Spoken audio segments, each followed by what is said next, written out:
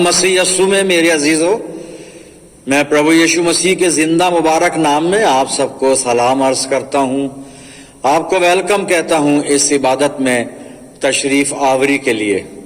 हम परमेश्वर का धन्यवाद करते हैं, उसने हम में से हर एक को आज तक अपने अनुग्रह में संभाल के रखा। हम सब लोगों के लिए प्रार्थना करते हैं, पिता परमेश्वर सब पर अपना फजल हमेशा बरकरार रखे, सबको संभाले, सब पर रहम करे। आज जो कलाम का हिस्सा है वो पहला थिस्सलुनीकियों 4 बाब और 1 से 4 आयत मैं आपके सामने पढ़ूंगा। थिस्सलुनीकियों की पहली पत्री 4 अध्याय 1 से 4 पद। गरज है भाइयों, हम तुमसे दरख्वास्त करते हैं और खुदावंद यस्सु में तुम्हें नसीहत करते हैं कि जिस तरह तुमने हमसे मुनासिब चाल चलने और खुदा को खुश करने की तालीम पाई और जिस तरह तुम चलते भी हो उसी तरह और तरक्की करते जाओ, क्योंकि तुम जानते हो कि हमने तुमको खुदावंद यस्सु की तरफ से क्या क्या हुक्म पहुंचाए। चुनांचे खुदा की मर्जी यह है कि तुम पाक बनो, यानी हरामकारी से बचे रहो, और हर एक तुम में से पाकीज़गी और इज्जत के साथ अपने ज़र्फ को हासिल करना जाने। खुदा की बड़ी बरकत उसके पाक कलाम के पढ़े जाने और सुने जाने पर हो। आमीन। आइए दुआ करें। खुदावंद मसीह यस्सु में हमारे प्यारे आसमानी बाप, बड़ी हलीमी के साथ बड़ी फिरूतनी की रूह में होकर तेरे पाक कदमों पर सर निगू हैं। ये वक्त है तेरे जिंदा और मुबारक कलाम पर मेडिटेशन करने का। प्यारे खुदावन, हम में से हर एक को पाक रूह का मसा अता कर कि हम पवित्र आत्मा की अगुवाई में होकर तेरे जिंदा और मुबारक कलाम को सुन पाएं, इसको अपने दिलों में जगह दें, इसको पूरी तरह से समझें और फिर इस कलाम को अपनी जिंदगियों में अमली जामा पहनाएं। आसमानी बाप, जब तक हम तेरी रिफाकत में हैं, तेरे और हमारे बीच में कोई भी तीसरा आने ना पाए, प्रभु अपने पाक फरिश्तों की सेना हमारे चारों तरफ तैनात कर कि शैतान हमें किसी भी तरह से तेरी रिफाकत से जुदा ना कर सके। आए खुदावंद, अपनी जिंदगियों को हर तरह से तेरे हवाले करते हैं और मिन्नत करते हैं कि पाक कलाम का बीज जब हमारे दिल की जमीन पर गिरता है तो हमारी जिंदगियों में जड़ पकड़े और बेशुमार फल लाए। और प्यारे खुदावंद, जब हम तेरे मजबे पर से लौटकर वापस घर जाते हैं तो तुझसे बहुत सी रूहानी बरकत लेकर जाने वाले हों। खुदावंद मसीह यस्सु नासरी के जिंदा और मुबारक नाम में ये दुआ मांगते हैं, सुन और कबूल कर ले। आमीन। अजीजों, एक बार फिर परमेश्वर का धन्यवाद करते हैं आज के इस मुबारक वक्त के लिए, अच्छी संगति के लिए। एक बार फिर हम परमेश्वर के जिंदा मुबारक कलाम को सुन सकते हैं, अपनी जिंदगियों में से जज्ब कर सकते हैं। अजीजों, आने वाला बुधवार यानी 17 फरवरी जो है वो ऐश वेडनेसडे है और यहां से लेंट सीजन स्टार्ट होंगे, उपवास काल शुरू हो जाएंगे। और ये उपवास काल इसलिए होते हैं कि हम अपनी रूहानी जिंदगियों पर नजर डालें, सेल्फ एग्जामिन करें, खुदबीनी करें, अपने आप को देखें हम, और फिर खुदावंद की रिफाकत में और ज्यादा आगे बढ़ें और ज्यादा तरक्की करें। और मसीही ईमान में रोजा जो है वो सिर्फ खाना नहीं खाना ही रोजा नहीं है कि साहब हमने खाना नहीं खाया दिन भर तो ये रोजा हो गया, ऐसा नहीं है। खाना नहीं खाना ये उपवास नहीं है केवल, लेकिन उसके साथ साथ खाना तो खाना ही नहीं है, पर उसके साथ साथ रूहानी जिंदगी में खुदावंद मसीह यीशु की पहचान में आगे बढ़ना है। अपने आप को हर तरह से पाकीज़गी में, रास्तबाजी में और ज्यादा आगे बढ़ाना है, मजबूत करना है। कलाम जो मैं आपके सामने पढ़ रहा था, पहला थिस्सलुनीकियों, ये थिस्सलुनीकी नगर की मंडली को ये पत्र लिखा गया है, पौलुस ने इसे लिखा है। 4 अध्याय और 1 से 4 पद मैंने पढ़े थे और मैं 3 पद को दोहराना चाहूंगा और इसी पे बातचीत करेंगे। यहां पे लिखा है, चुनांचे खुदा की मर्जी ये है कि तुम पाक बनो। बस इतना ही काफी है, हम इसी पर ध्यान देंगे क्योंकि आने वाले दिन जो है ये बड़े रूहानी तौर पर अहम दिन है हमारे लिए, और हम रोजे के साथ, दुआओं के साथ और स्पिरिचुअल फेलोशिप के साथ खुदावंद की नजदीकी में और ज्यादा आगे बढ़ेंगे। और यहां पर पौलुस कलीसिया को लिख रहा है कि खुदा की मर्जी यह है कि तुम पाक बनो। ये परमेश्वर की इच्छा है कि हर एक जो उसका विश्वासी है, फॉलोवर, अनुयायी है उसका, वो पवित्र बने। और पवित्रता का मतलब केवल इतना ही नहीं कि हम शारीरिक तौर पर पवित्र हो जाएं, नहाकर आराधना में आ जाएं, लेकिन आत्मिक जीवन में भी पवित्रता बहुत जरूरी है। और इन आने वाले उपवास काल के 40 दिनों में हम यही प्रयास करेंगे। और जब यहां पे पौलुस लिख रहा है इस मंडली को कि खुदा की मर्जी यह है कि तुम पाक बनो, आप बाद में घर जाकर देखिएगा याकूब की पत्री और 4 अध्याय और 8 पद का जो आखिरी भाग है उसमें भी यही बात लिखी हुई है। और वहां पर याकूब इस तरह से लिखता है, आए दो दिलों अपने दिलों को पाक करो। हिंदी वर्जन में है दुचितों, 2 दिल वाला, जिसके चित्त डबल हो, इधर भी उधर भी डामाडोल जिसका दिल हो। इसलिए याकूब ने ये अल्फाज लिखे कि आए 2 दिलों अपने दिलों को पाक करो। अजीजों, खुदा को दिल की पाकीज़गी चाहिए, और खुदा करे कि आने वाले दिनों में हम अपने दिल को भी पाक करें, हम अपने आचरण को भी पाक करें, हम अपनी मुकम्मल जिंदगी को पवित्र बनाने का प्रयास करें। और हमारी पवित्रता केवल बातों में ना हो बल्कि कामों में भी नजर आए, हमारे चाल चलन में, व्यवहार में नजर आए प्रियजनों।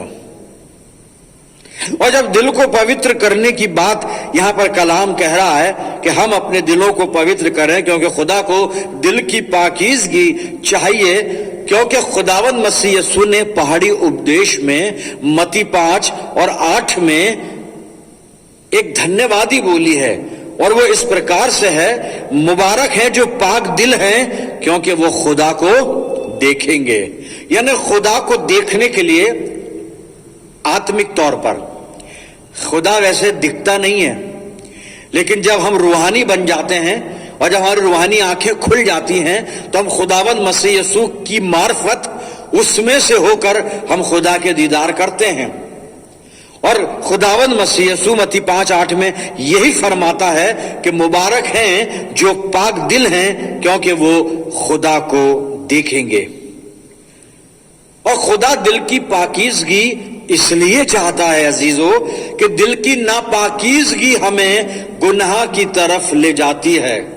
जब दिल में अपवित्रता आती है तो फिर अभिलाषा उत्पन्न होती है, और फिर अभिलाषा गर्भवती होकर पाप को जन्म देती है, और पाप की मजदूरी मौत है।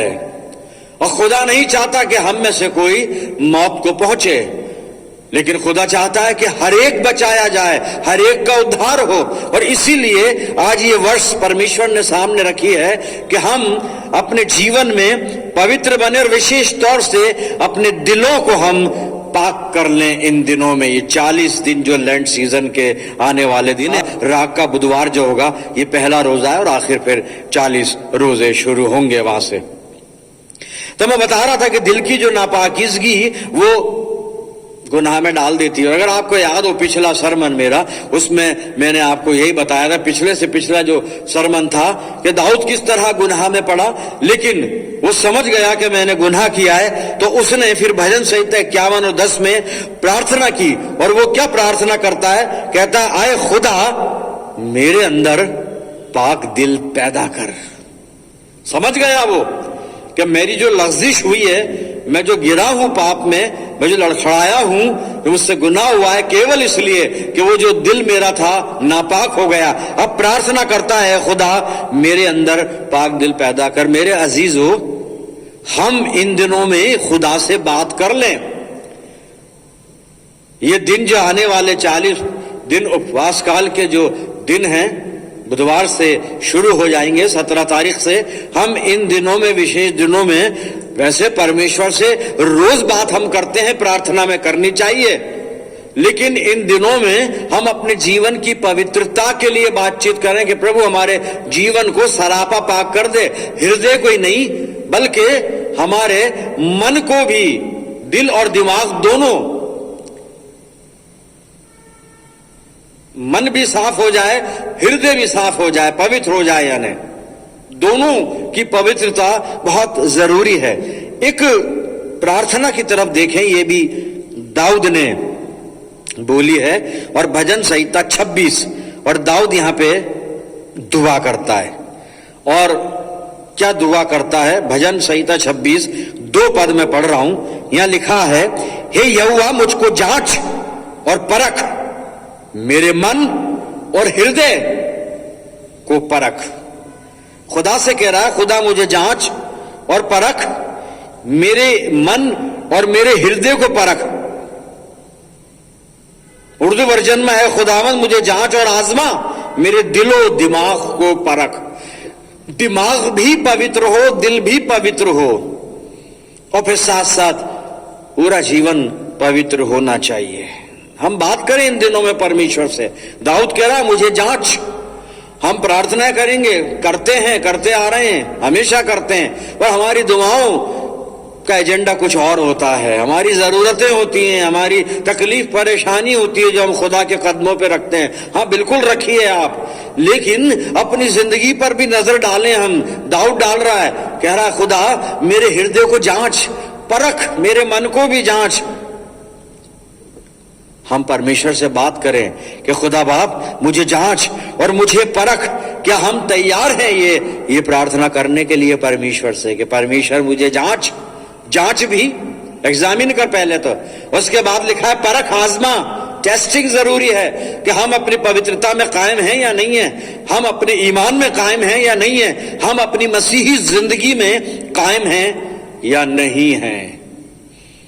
तो ये दिन जो खुदा बाप हमें लेके जाएगा, ये दिन वो है मेरे अजीजों, हम अपने परमेश्वर से बातचीत करें जब भी आते हैं संगति में, जब भी आते हैं प्रार्थना में, कि प्रभु मुझे जांच और परख, और प्रार्थना करें कि मेरे अंदर पाक दिल पैदा कर, क्योंकि इस पाक दिल की जरूरत है खुदा के साथ संबंध बनाने में। क्योंकि मसीह यीशु कहता है मुबारक हैं जो पाक दिल हैं, क्योंकि वो खुदा को देखेंगे। जो नापाक दिल हैं खुदा को देख नहीं सकते, खुदा से बात नहीं कर सकते, खुदा से मिल नहीं सकते, और खुदा से फिर कोई बरकत हासिल नहीं कर सकते। अजीजों,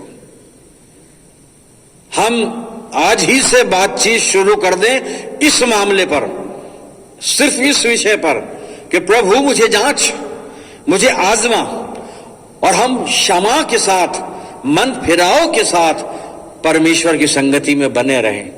हम इंसान हैं, निर्बल हैं, ख्यालन फेलन कौलन हमसे गुनाह होते हैं। तो इसके लिए जरूरी है हम अपनी जिंदगियों को परमेश्वर के पास ले जाएं, उससे प्रार्थना करें मुझे जांच और परख, और दुआ करें उससे मेरे अंदर पवित्र दिल उत्पन्न कर पिता परमेश्वर। और ये क्षमा याचना और ये उपवास वगैरह जो भी है, इसका एक तरीका योएल नबी ने बताया है। मैं आपके सामने निकाल रहा हूं योएल नबी की पुस्तक, और उसका दूसरा अध्याय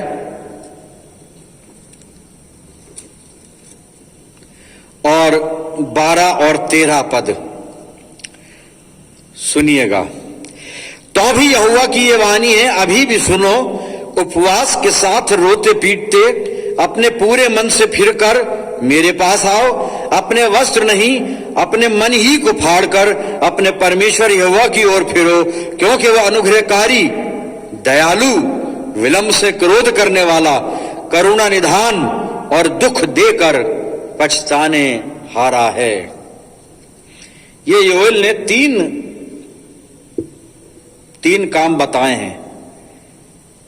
पहला काम है पूरे दिल से रोजा रखकर, दिल की गहराई से, रोजा दिखाने के लिए नहीं हो, दिखावे का रोजा नहीं हो, बल्कि पूरे दिल से रोजा रखकर, पहली चीज है। और विलाप गीत की पुस्तक आप मेरे साथ निकाल लीजिएगा, और 3 अध्याय और 3 अध्याय का 40 और 41 पद में आपके सामने पढ़ूंगा कि जो ये क्षमा याचना का जो तरीका योएल बता रहा है, और उसमें जो वो पहला हिस्सा जो है कि पूरे दिल से रोजा रखकर वो किस प्रकार से विलाप गीत और 3 अध्याय और 40 और 41 पर सुनिएगा। हम अपने चाल चलन को ध्यान से परखें। अभी हम प्रार्थना कर रहे थे ना पिता परमेश्वर से कि हे परमेश्वर मुझे जांच और मुझे परख।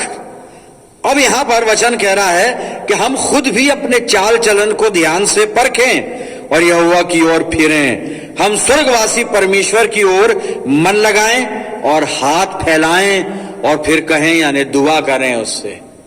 तो हमें खुद अपनी जिंदगी को जांचना होगा रोजा रखकर उपवास के साथ। और रोजा रखने का मतलब यह है कि हम दुनियादारी और दुनिया के आमोद प्रमोद से अलग होकर सिर्फ और सिर्फ दुआ में और बंदगी में मसरूफ रहें और प्रार्थना करें। अपनी जिंदगी को जांचें, जो भी कमजोरी है वो परमेश्वर के चरणों पर रखकर प्रार्थना करें, प्रभु मेरी इस कमजोरी को, मेरी इस खता को, मेरे इस गुनाह को मेरी जिंदगी से दूर कर दे।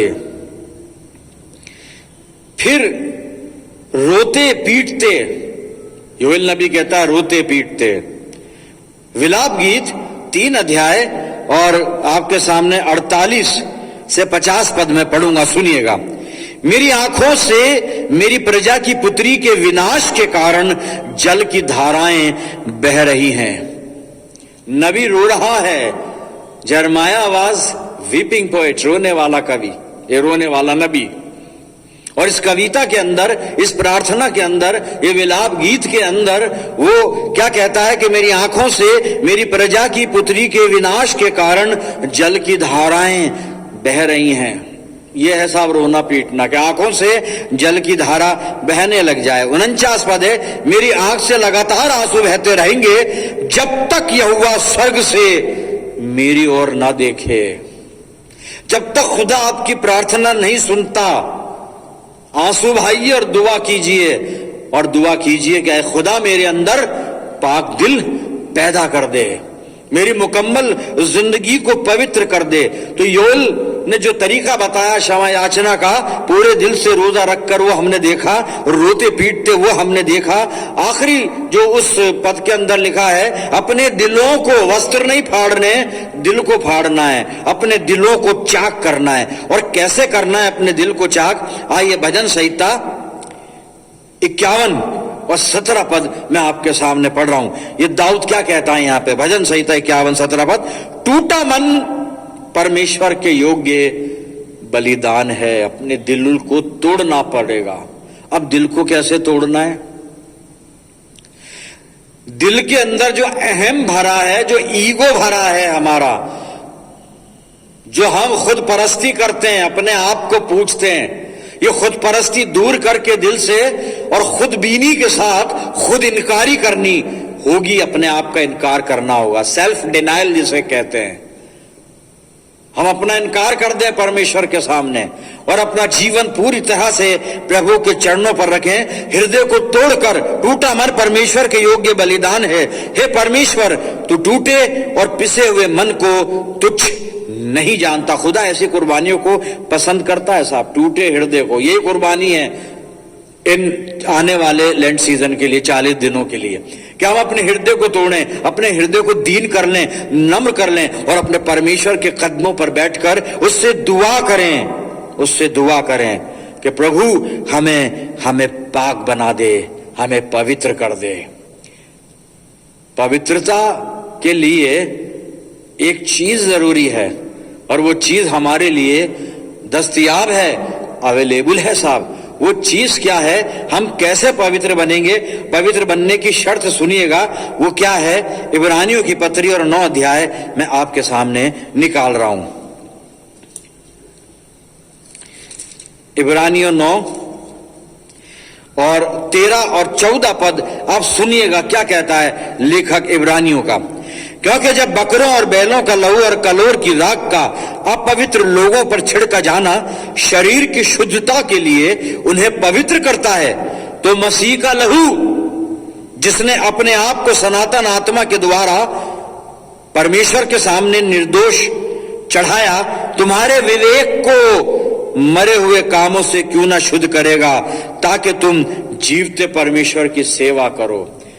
प्रभु यीशु मसीह का लहू ये हमें पाक बनाएगा मेरे अजीजों। लेकिन ध्यान इसी बात पर रखना है कि बिना पाकीज़गी के हम परमेश्वर से भेंट नहीं कर सकते, खुदा से कोई बरकत हासिल नहीं कर सकते, खुदा से नहीं मिल सकते। हमें अपने जीवन को भी पवित्र बनाना है और अपने दिल को भी पवित्र बनाना है। पवित्रता इतनी जरूरी है, इतनी जरूरी है, इतनी जरूरी है कि इब्रानियों का लेखक एक जगह कुछ लिख रहा है उसी पवित्रता के बारे में, और इब्रानियों 12 और 14 पद मैं आपके सामने पढ़ूंगा। बहुत ही सुंदर आयत ये है। सारी आयतें सुंदर है, लेकिन हमारा जो आज का टॉपिक है कि हम पाक बने, हम पाक बन जाएं। मुबारक हैं जो पाक दिल हैं, क्योंकि वो खुदा को देखेंगे। तो हमें पाक दिल अपने अंदर पैदा करना है। अभी पाकीज़गी की बात चल रही है, तो पाकीज़गी का एक और महत्व मैं आपको बता रहा हूं, और ये आखिरी हवाला, इसके बाद हम कंक्लूड करेंगे। सुनिएगा, इब्रानियों 12 और 14 पद। यहां लिखा है, सबसे मेल मिलाप रखो। ये भी बहुत जरूरी है, हम सबसे मेल मिलाप रखें और सबसे रखें। अपने अपने लोगों से नहीं, अपने अपने दोस्तों से नहीं, अपने अपने रिश्तेदारों से नहीं। यहां लिखा है सबसे, सबसे। आपका दुश्मन है उससे भी, क्योंकि मसीहत यही सिखाती है, सबसे मेल मिलाप रखो और उस पवित्रता के खोजी हो जिसके बिना कोई प्रभु को कदापि ना देखेगा। हमें इस पवित्रता की खोज करनी है प्रियजनों, कि जिसके बिना हम खुदा को देख नहीं सकते। लेकिन हमें इसलिए बुलाया गया है प्रभु यीशु मसीह में कि हम परमेश्वर को देखें, परमेश्वर की इबादत करें, परमेश्वर से बातचीत करें, परमेश्वर की संगति में यहां भी बने रहें, और यहां से जब जाते हैं वहां भी बने रहें। खुदा करे कि हम इन दिनों में इसी प्रार्थना में लगे रहें कि हे पिता परमेश्वर, मेरे अंदर शुद्ध मन उत्पन्न कर। खुदा पवित्र आत्मा के द्वारा हमारी अगुवाई करेगा और हम प्रार्थना करेंगे, पवित्र आत्मा हमारी मदद करेगा, और पवित्र आत्मा की अगुवाई में होकर हम अपने जीवन को भी पवित्र बनाएंगे इन दिनों में, और हृदय को भी और अपने मन को भी हम पवित्र बनाएंगे। आइए प्रार्थना करें। खुदावंद मसीह यीशु में प्यारे आसमानी बाप, धन्यवाद करते हैं आज के जिंदा मुबारक कलाम के लिए, जो हर तरह से हमारी आत्मिक अगुवाई करता है और हमें बताता सिखाता है कि हम रूहानी जिंदगी में कैसे और ज्यादा तरक्की करें और ज्यादा आगे बढ़ें। और प्यारे खुदावंद, आज कलाम ने हमें ये सिखाया है, हमें चेताया है कि हमें पाक दिल बनना है ताकि अपने परमेश्वर की संगति में बने रहें। पिता परमेश्वर, प्रार्थना करते हैं कि पाक रूह की रहनुमाई में होकर हमें ऐसी तौफीक अता फरमाना कि हम अपने अंदर पाक दिल हमेशा रखे रहें, अपनी जिंदगी को हमेशा पाक बनाकर रखें, हमेशा अपने पिता परमेश्वर की पवित्र संगति में बने रहें और पवित्रता के साथ जीवन व्यतीत करें। प्रभु जी, हम सब अपने आप को तेरी अधीनता में सौंप देते हैं। पिता परमेश्वर, जितने इस प्रार्थना में मेरे साथ हैं, मैं इन सब अजीजों के लिए दुआ करता हूं। इन सब अजीजों पर तेरी शफकत, रहमत और बरकत का साया हमेशा बना रहे। पिता परमेश्वर, हम सब मिलकर दुआ करते हैं पूरे जहान के लिए। जो भी मुश्किलात हैं, जो भी परेशानियां हैं, महामारियां हैं और दीगर प्यारे खुदावंद ऐसी चीजें हैं जो नहीं होनी चाहिए, पिता परमेश्वर, हम मनुष्यों पर रहम करना, हमारे पापों को क्षमा करना और इन सारे संकट को दूर करना। अपनी जिंदगियों को एक बार फिर पिता तेरे इख्तियार में देते, तेरे पाक हाथों में देते, और ये प्रार्थना तेरे प्यारे पुत्र अपने उद्धार करता प्रभु यीशु मसीह के जिंदा और मुबारक नाम के वसीले से मांगते हैं। सुन और कबूल कर ले, आमीन। अब हमारे प्रभु यीशु मसीह का अनुग्रह, पिता परमेश्वर का प्रेम, पवित्र आत्मा की सहभागिता हम सब के साथ, समस्त विश्वासियों के साथ, हमारी सब मंडलियों के साथ अब से लेकर हमेशा तक होती रहे। आमीन।